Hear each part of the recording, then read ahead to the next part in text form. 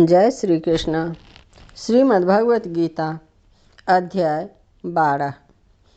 अर्जुन बोले, जो अनन्य प्रेमी भक्तजन पूर्वोक्त प्रकार से निरंतर आपके भजन ध्यान में लगे रहकर आप सगुण रूप परमेश्वर को और दूसरे जो केवल अविनाशी सच्चिदानंदन घन निराकार ब्रह्म को ही अति श्रेष्ठ भाव से भजते हैं, उन दोनों प्रकार के उपासकों में अति उत्तम योग बेता कौन है?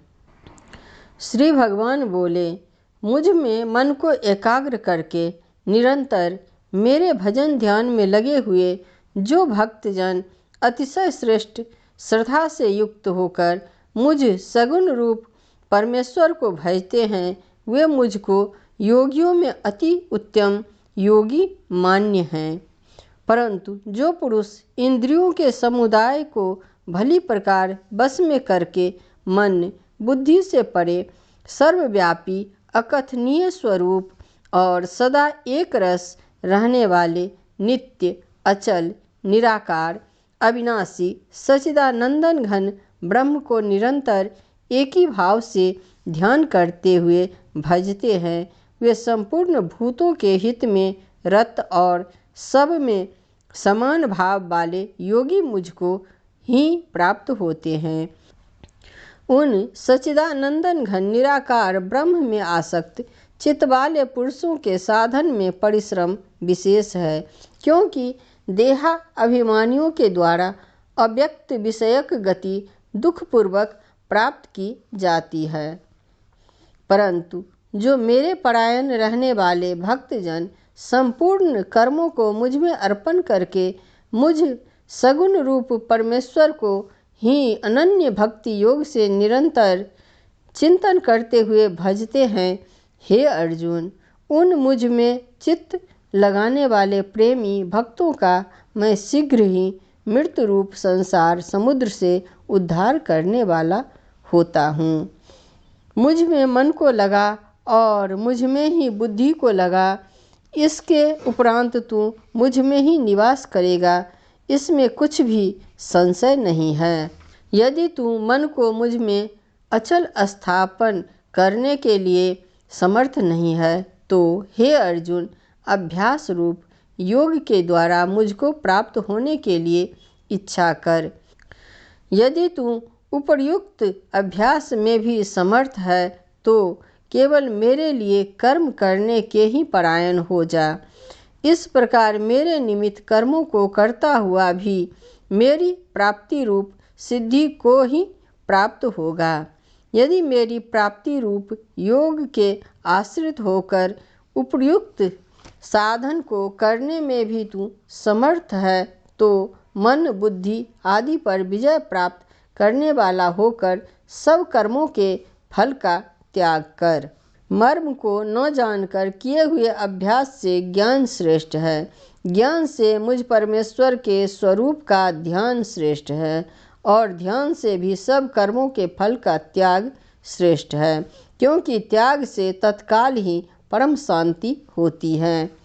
जो पुरुष सब भूतों में द्वेष भाव से रहित, स्वार्थ रहित, सबका प्रेमी और हेतु रहित दयालु है, तथा ममता से रहित, अहंकार से रहित, सुख दुखों की प्राप्ति में सम और क्षमावान है, अर्थात अपराध करने वालों को भी अभय देने वाला है, तथा जो योगी निरंतर संतुष्ट है, मन इंद्रियों सहित शरीर को वश में किए हुए हैं और मुझ में दृढ़ निश्चय वाला है, वह मुझ में अर्पण किए हुए मन बुद्धि वाला मेरा भक्त मुझको प्रिय है, जिससे कोई भी जीव उद्वेग को प्राप्त नहीं होता, और जो स्वयं भी किसी जीव से उद्वेग को प्राप्त नहीं होता, तथा जो हर्ष अमर्ष भय और उद्वेगादि से रहित है, वह भक्त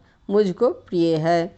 जो पुरुष आकांक्षा से रहित, बाहर भीतर से शुद्ध, चतुर, पक्षपात से रहित और दुखों से छूटा हुआ है, वह सब आरंभों का त्यागी मेरा भक्त मुझको प्रिय है।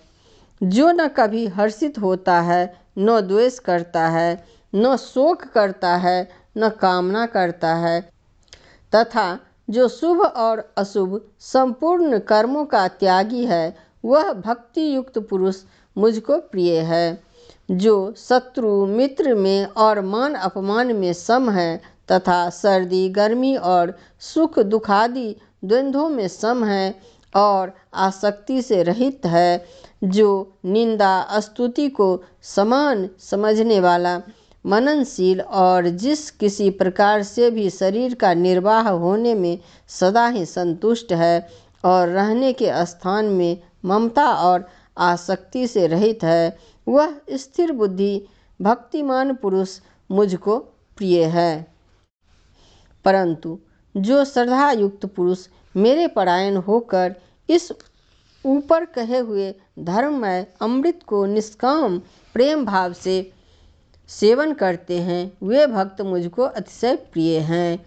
ओम तत्सदिति। श्रीमद्भगवत गीता उपनिषत्सु ब्रह्म विद्या योग शास्त्रे श्री कृष्ण अर्जुन संवादे भक्ति योगो नाम 12वां अध्याय।